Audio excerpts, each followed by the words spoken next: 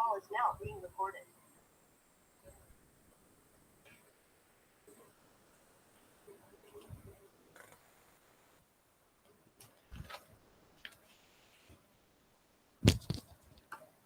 Okay, good morning. So, till now we were discussing on high velocity forming. We have seen the comparisons, advantages, disadvantages, etc. Now we'll see some of the effects. What are the effects of high strain rates during the forming? That is high velocity forming. What are the effects? Some of the effects we'll see. So, this is audible. Yes.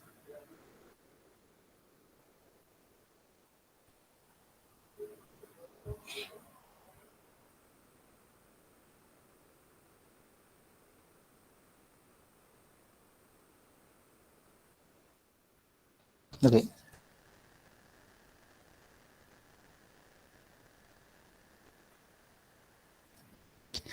So as the strain rate increases, strain rate means the rate at which the body is being strained or deformed. The rate at which it is deformed.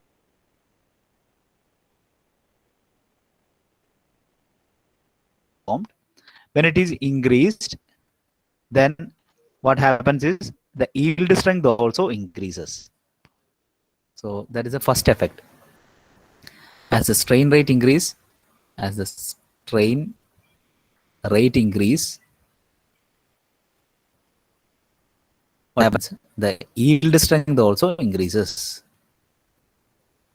Yield strength will increase.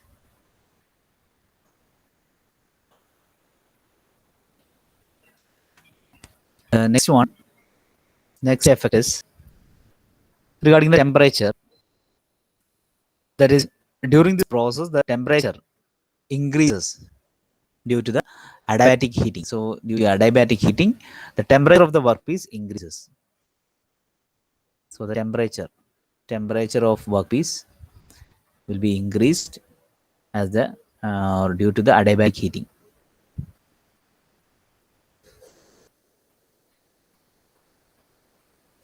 And next effect,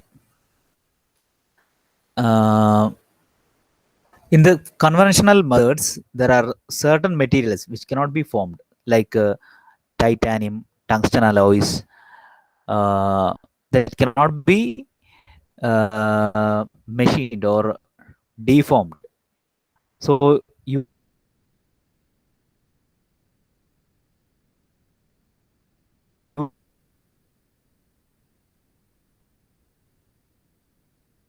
using this high energy forming or while using the high strain rates due to the high strain, difficult to form materials.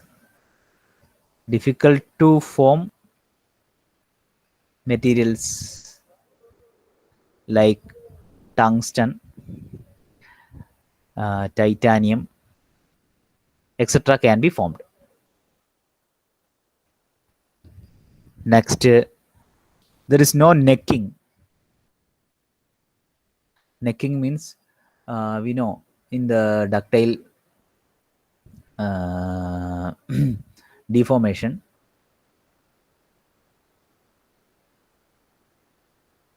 necking and all, while like this. So this necking is not there in the this type of forming operation. Then spring back effect, we have already seen. No spring back effect.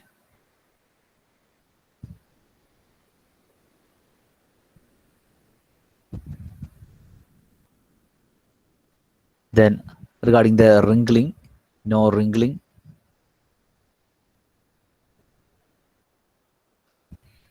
And one more, that is it will be able to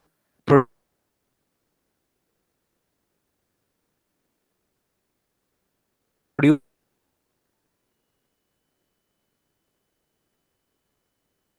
high strength product. high strength product, high strength.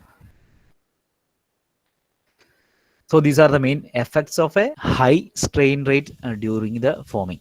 So first of all, as the strain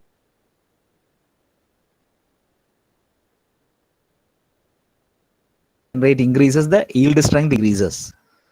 Then the temperature of the workpiece will be increasing by heating. Then many difficult to form areas like titanium, tungsten, etc. can be deformed under the this high stress rates. Sorry, strain rates.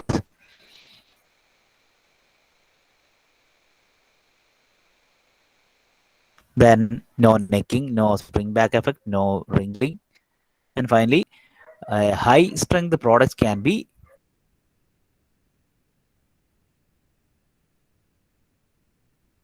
distributed. The strain is distributed, and how it is differs from the conventional machining or conventional um forming process. Okay, so here in the high velocity forming, what happens is the speed of deformation. Speed of deformation during the plastic deformation is much high. So due to that, it improves. This improves the formability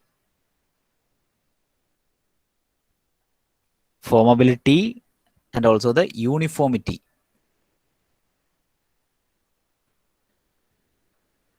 Okay, so this improves the formability and uniformity of the strain distribution, and this helps in reducing the tool cost.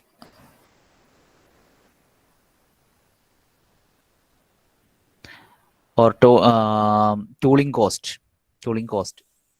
Okay, so due to the high speed machining or forming, it improves the formability, so it will be easy to form, and there is a uniformity in the strain distribution. Everywhere it is uniform, and these all factors reduces the cost of tooling.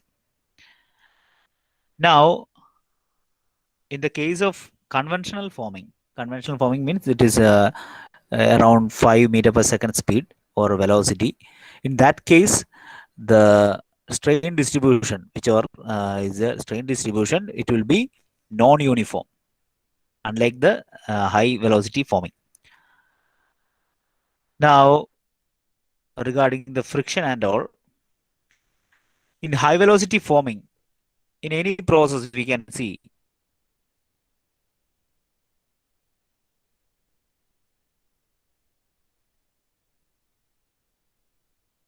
there is least contact with the workpiece or die and all.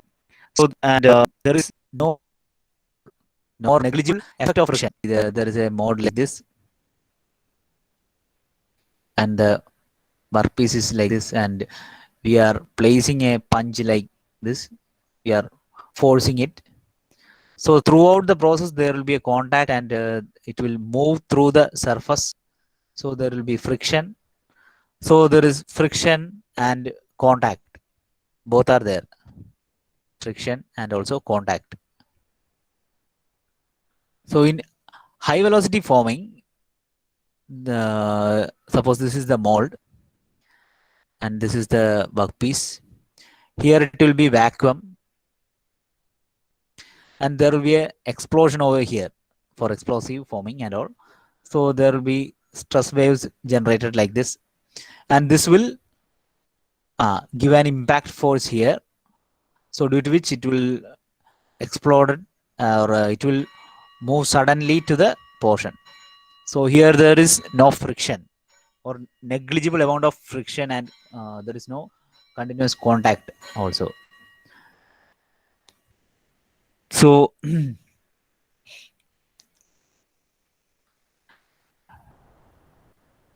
okay, so there is this is the difference between the mainly the conventional and high velocity forming, so that we can say there is a uniform strain distribution. If there is a contact or case of friction, then it may go for a non-uniform strain distribution. And Next thing is the amount of strain required to failure. For in the case of conventional practice, it will fail within a small limit, or suppose we are giving a particular amount of strain, a value x.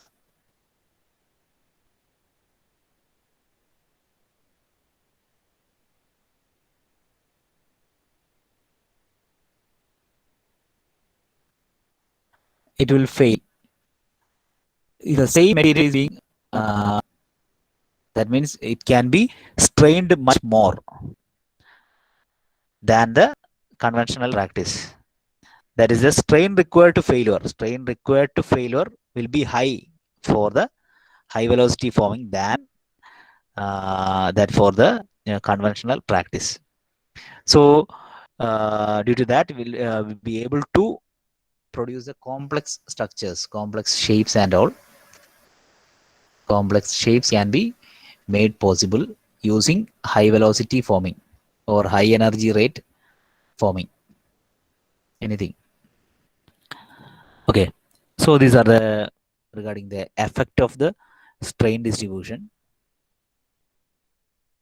Now the material behavior. So there will be many microstructural changes. Microstructural changes will be there in the material while applying the forming or plastic deformation using the high velocity forming.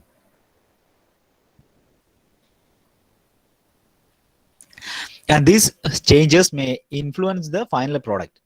So how the material or microstructural changes are happening, according to that, the final product property also varies. We have already seen the material science and all, how it may affect. Suppose the microstructure is like this, then what is the property?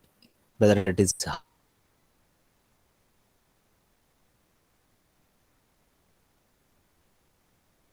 hard or brittle, or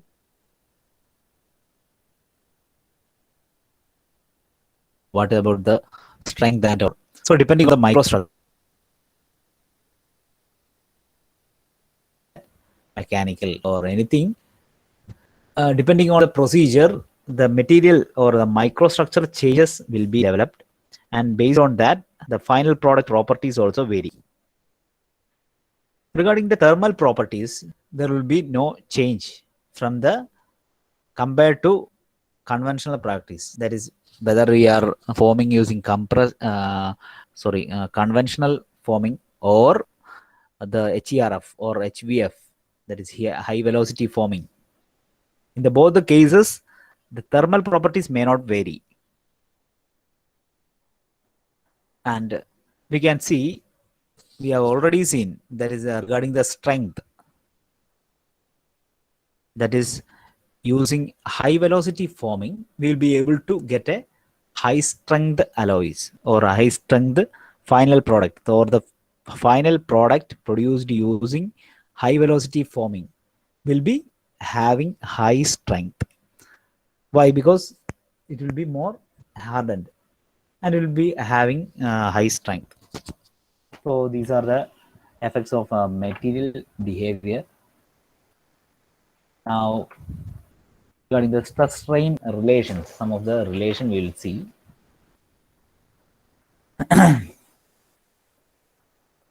Anyway, the stress, application of the stress to the component or the material, it is actually a continuous process. We are giving a continuous stress. So at an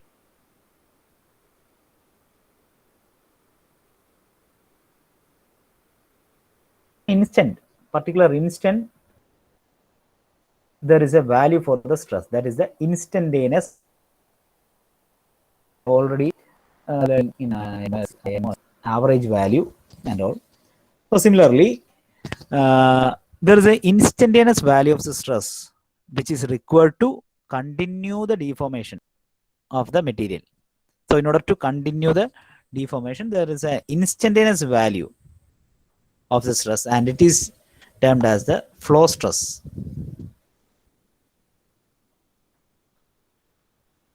flow stress.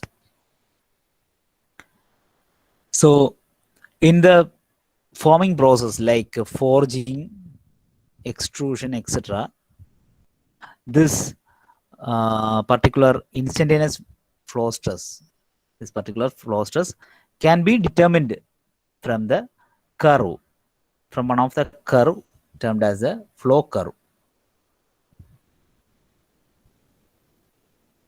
So we are getting the flow stress from the flow curve. So flow curve is nothing but a stress strain curve for the material in a plastic range. Now the flow stress equation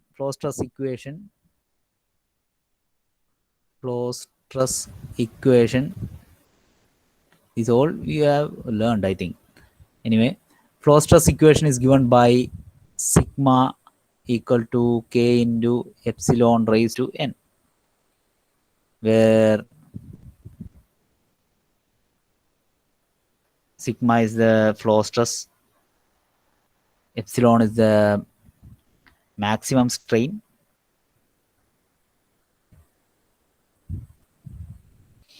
okay, maximum strain during the deformation, n strain hardening exponent,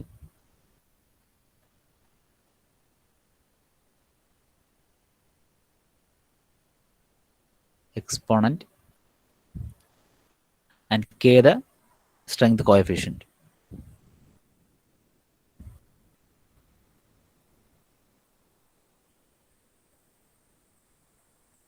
Okay, and this is the instantaneous value, and we can find the average value as sigma average equal to same thing, epsilon raised to n by extra, that is 1 plus n.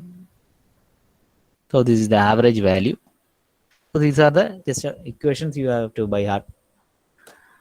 Now, what are the main prerequisite for a forming process? So in order to have a good forming, what are the main need of the properties, or what are the prerequisite of the properties? Two things are there, that is low yield strength. So material is having low yield strength and also high ductility. So the materials will with low yield strength and high ductility can be formed easily. So these are the two properties required for forming process. Now this ductility increases with the temperature. As the temperature is increased, that is, as the temperature is increased, ductility also increases, but the yield strength decreases.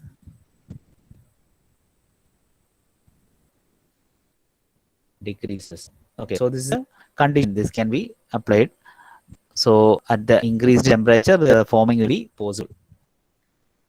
Now we will see the resilience toughness, what is there. Before that, we will see the figure. You are all familiar with the figure, that is a stress strain curves for brittle material and ductile material. This blue one is for the ductile material, and another one, that is a brittle material. So you can see here, brittle material will fracture at this point, this particular point. Ductile will go up to this point.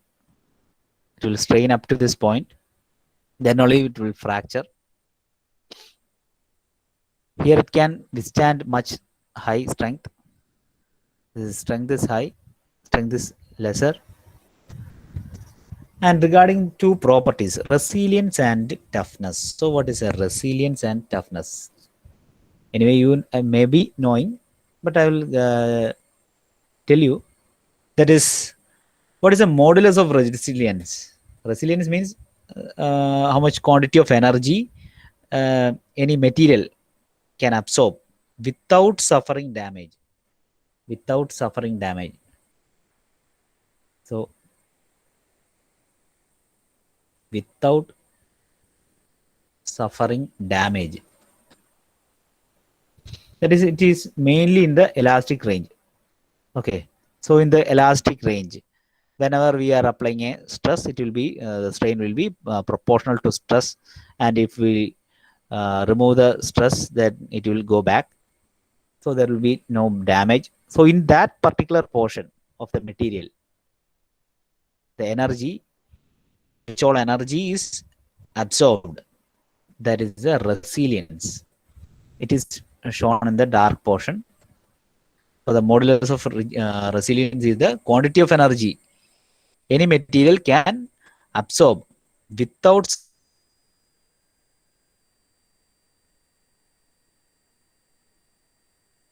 suffering damage. This is shown here. Now, what is a toughness? So beyond that, what happens is where it fractures. So till there, it will be plastically deformed. It can deform. So the energy required for that till the fracture, that is the toughness. So the modulus of toughness is the energy needed to completely fracture the material. So how much energy is needed to fracture? Suppose it is fracture at a point beyond this, then the energy is much more. We can say much more energy is there. So it will be more tough. So that is shown in the third figure, this figure. Here we are comparing two materials.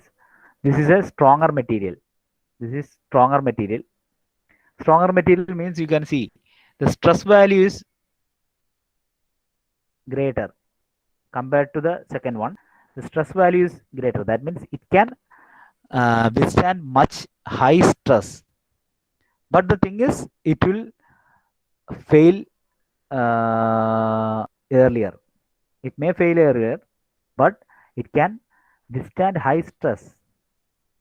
So that is a stronger material.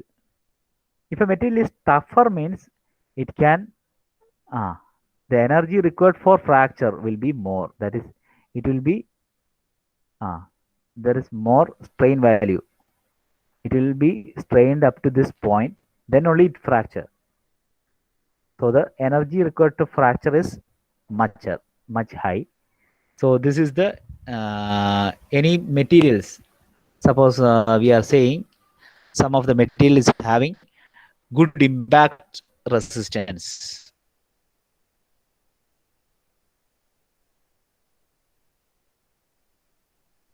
Good impact resistance.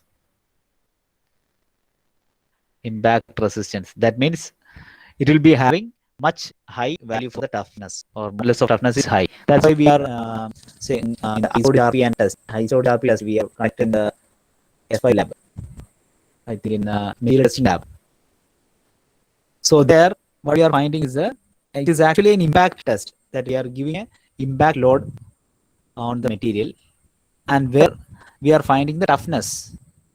There we are finding the toughness of the material, whether it is a good tough or a very tough material or not, or the toughness value. What is the toughness value? We are finding it. So suppose a product or a material is having good impact resistance, that means it will be having high modulus of toughness. So these are the two things, that is the modulus of resilience and modulus of toughness. Now, how the process or the high velocity forming is done. So we have already told that there is a certain stress waves, or due to this stress waves only the material is being deformed in the high velocity forming. For example, suppose in the case in a real time, consider a situation like suppose you are beaten by one of your enemy in your face. കണ്ണൊക്കെ നോക്കി തന്നു ഒരുത്തൻ. Suppose നമ്മുടെ ഋത്വിക്കിന് ആരാ ഗോകുൽ മുരളീധരൻ വന്നിട്ട് നമ്മുടെ ഋത്വിക്കിന്റെ ചണ്ണയ്ക്ക് നോക്കി ഒരു അടിയെന്ന്. അപ്പൊ അങ്ങനെ അടിക്കുമ്പോൾ സാധാരണഗതി what we see is in classical mechanics and all, suppose this is a body A, we are applying a force F, then what happens? A will move to this portion, right? അതായത് A എന്ന് പറഞ്ഞത് ഈ ഒരു പോർഷനിൽ നിന്ന് move ചെയ്ത് ഇങ്ങോട്ടേക്ക് move ചെയ്യുന്നു എന്ന് മാത്രമേ നമ്മൾ പറയുന്നുള്ളൂ, അല്ലേ? ഫുള്ളോടെ എ മൂവ് ചെയ്ത് ബിയിലേക്ക് അല്ലെങ്കിൽ വേറൊരു പൊസിഷൻ 1 നിന്ന് പൊസിഷൻ 2ലേക്ക് മൂവ് ചെയ്യുന്നു. പക്ഷേ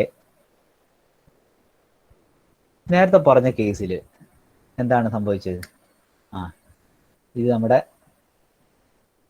ഋത്വിക്കിൻ്റെ റൗണ്ട് ഫേസ് ആണ്. ഇവിടാണ് നമ്മുടെ ഗോകുൽ മുരളീധരൻ അവൻ്റെ ബലിഷ്ഠമായ കൈകൊണ്ട് നല്ലൊരു അടി അങ്ങോട്ട് കൊടുത്തു. അടി കൊടുക്കുമ്പോൾ ഈ തല അതേപോലെ അങ്ങ് മൂവ് ചെയ്യുകയല്ല ചെയ്യുന്നത്. ഇതാണ് കഴുത്ത്. ഓക്കെ, ആദ്യം എന്താ സംഭവിക്കുക? ഇവിടെ ഇങ്ങനെ നന്നായിട്ടൊന്ന് ചളുങ്ങും, അല്ലേ? ഇവിടെ നിന്ന് ചളുങ്ങി, അത് കഴിഞ്ഞിട്ട് അത് ഇങ്ങോട്ട് മൂവ് ചെയ്തിട്ട് എന്തായി? തല ചെറുതായിട്ട് ഇങ്ങോട്ടൊന്ന് മൂവി പെടലി ഒന്ന് ഉളുക്കും. എന്നിട്ടായിരിക്കും നമ്മുടെ ഋത്വിക്ക് നിലത്തോട്ട് വീഴുക. അത് കഴിഞ്ഞ് നിലത്തുനിന്ന് എണീറ്റ് വന്നിട്ട് ഗോകുൽ മുരളീധരൻ എന്താ ചെയ്തതെന്ന് നമുക്ക് ഇപ്പം പറയണ്ട. എനിവേ, അപ്പോൾ അവൻ്റെ ഫേസും ആയിട്ട് നല്ല ഓക്കെ, ഇതിപ്പം ഋത്വിക്കിനാവണമെന്നില്ല, ആർക്ക് വേണേലും ആവാം. അപ്പോൾ ഇവിടെ എന്താ സംഭവിക്കുന്നത് വെച്ചാൽ, you are having A material like this, we are applying a impact load here. എന്നുവെച്ചാൽ എന്താണ്? പെട്ടെന്നുള്ളൊരു ഫോഴ്സാണ് നമ്മളിവിടെ കൊടുക്കുന്നത്. അപ്പോൾ ഇതിന് പതുക്കെ ഒരു ഫോഴ്സ് കൊടുക്കുകയാണെങ്കിൽ ഇവിടെ ഇങ്ങനെ ഒരു ഫോഴ്സ് കൊടുക്കുമ്പോൾ ഇവന് ഇങ്ങോട്ട് മൂവ് ചെയ്യാനുള്ളൊരു സമയമുണ്ട്. ഇതിപ്പോൾ ആ സമയമൊന്നും ഉണ്ടായില്ല, പെട്ടെന്ന് ആരിപ്പോയി ഇങ്ങനെ ഫോഴ്സ് കൊടുത്തത്. അപ്പോൾ എന്താ സംഭവിക്കുന്നത് വെച്ചാൽ, ഇവിടെ ഇതെല്ലാം any body is made up of a lot of molecules and atoms. എന്ത് കുന്തമായാലും കുറേ സാധനം ഉണ്ടാവും, അല്ലേ? You will have a lot of atoms or molecules, anything. So when A impact force is applied, അങ്ങനെ അപ്ലൈ ചെയ്യുമ്പോൾ എന്തായിരിക്കും അതിനകത്ത് ഇൻ ഡെപ്ത്, അതിനകത്ത് എന്തായിരിക്കും സംഭവിക്കുക? ഇവിടെ പെട്ടെന്ന് സ്ട്രെസ് വരുന്നു, അല്ലേ? ഇവിടെ എല്ലാം കൂടെ ഇങ്ങനെ ഒന്ന് കംപ്രസ് ചെയ്യുന്നു. പക്ഷേ ഇവിടെ ഉള്ള മോളിക്യൂൾസ് ഇതൊന്നും അറിയുന്നില്ല, ഇവിടെ ഇങ്ങനെ ഒരു ഫോഴ്സ് കൊടുത്ത കാര്യം. അവരറിയുന്നതിന് മുമ്പ് തന്നെ ഇത് ചളുങ്ങി ഇവിടെ എത്തിക്കഴിഞ്ഞു. ഇവിടെ എത്തിക്കഴിഞ്ഞപ്പം തൊട്ടുള്ള അയലത്തെ വീട്ടിൽ ഇപ്പോൾ ഇവിടെ ഒരടി നടന്നു. ഋത്വിക്കിൻ്റെ നമ്മുടെ ഗോകുൽ മുരളീധരൻ അടിക്കുന്ന സമയത്ത് തൊട്ടടുത്തുള്ള ക്ലാസ്സിലുള്ള ആളുകൾ അറിയും. അത് കഴിഞ്ഞിട്ടാണ് അടുത്തുള്ളവർ അറിയുക, അല്ലേ? അതേപോലെ ഇതിന് ശേഷം എന്താണ്, തൊട്ടടുത്തുള്ള ഈ മോളിക്യൂൾസ് ഈ കാര്യങ്ങൾ അറിഞ്ഞു. അപ്പം എന്താണെന്ന് വെച്ചാൽ, ഈ കംപ്രസ് ചെയ്തത് ഇങ്ങോട്ടേക്ക് അതിൻ്റെ ഫോഴ്സ് കൊടുത്തു. പിന്നെന്തായി? ഇതായി സ്ട്രെസ്ഡ് ആയത്. ഇത് സ്ട്രെസ് ആയി കഴിഞ്ഞപ്പോഴത്തേക്ക് എന്തായി? ഇത് ഒന്ന് ലൂസായി. അങ്ങനെ എന്ത് ചെയ്തു? മൂവ് ചെയ്ത് ഒരു വേവ് ആയിട്ടായിരിക്കും ഇവിടെ എത്തുക. അപ്പോഴായിരിക്കും ഇവന്മാർ കഥയെല്ലാം അറിയുക. അപ്പോൾ ഇങ്ങനൊരു വേവ് ആയിട്ടാണ് സ്ട്രെസ് മൂവ് ചെയ്യുക. അത് type of waves, there are many types of waves. Okay, transverse wave, longitudinal wave, സസ്വേഴ്സ് വേവ്, പ്ലാസ്റ്റിക് വേവ്, അങ്ങനെ പല വേവ്സ് ഉണ്ട്. So due to these types of waves, the deformation or the disturbance is moving through the material medium. Which all material medium is there, the deformation or the disturbances will be propagated, and while moving that it may cause the deformation. അങ്ങനെയാണ് plastic deformation ഈ പ്രോസസ്സിൽ, ഏത് പ്രോസസ്സിലായാലും നടക്കുന്നത്. പിന്നെ impact or high velocity forming using the stress waves, we will be or the deformation will be occurring. Okay, so now regarding the elastic waves, types of waves, we will discuss on the next class.